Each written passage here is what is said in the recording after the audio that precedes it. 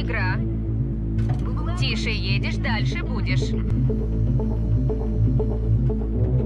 Бұл ойынды балаңызға мүлдем көрсетпеңіз. Иә, атышулы оңтүстік кореялық кальмар ойыны телесериалы балаларға қауіпті. Мұны мен емес, әлем ұстаздар айтып отыр. Өйткені ойыннан көрген қатыгездік іс-әрекеттерді мектепте қайталап жүр екен. Жуырда Ұлыбританиялық мұғалімдер оқушылардың ата-аналарына мынадай мазмұндағы ескерту хат жазып жіберіпті. Телехикая желісі бойынша ойыннан жеңілген қатысушылар өлтіріледі. Ал балалар шын өмірде сол кейіпкерлерге еліктегісі келеді. Мұндай қатыгездік біздің құндылықтарымызға қайшы. Сериалды балаңызға көрсетпеңіз. Зорлық-зомбылық насихаттайтын контенттен аулақ ұстаңыз. Қазақстанда да кальмар ойыны сериалына тыйым салу ұсынылды.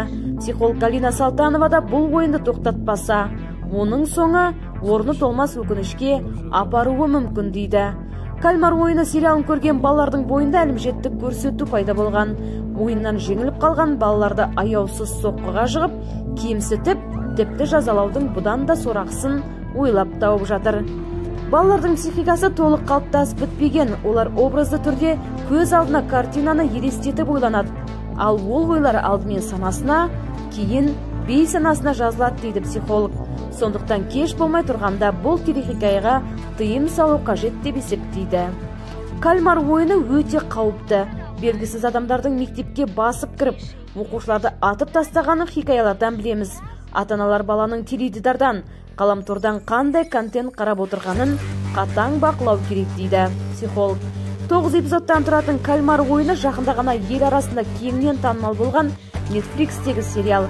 Хикаяда қарызға батқан адамдар бір түрлі ойынға қатысуға келседі. Жеңімпаз 40 миллион ақш долларына ие болса, жеңілгендер бөледі. Сериал әлемнің 90 елінде ең көп қаралған 10 туындының ішінде көш бастады. Ал сіз балаңыздың телефонын соңғы рет қашан тексердіңіз? Қандай ойын ойнап, нені көріп жүр? Хабарыңыз бар ма? Егер видео ұнаса, лайк басып, каналға тіркелуді ұмытпаңыз.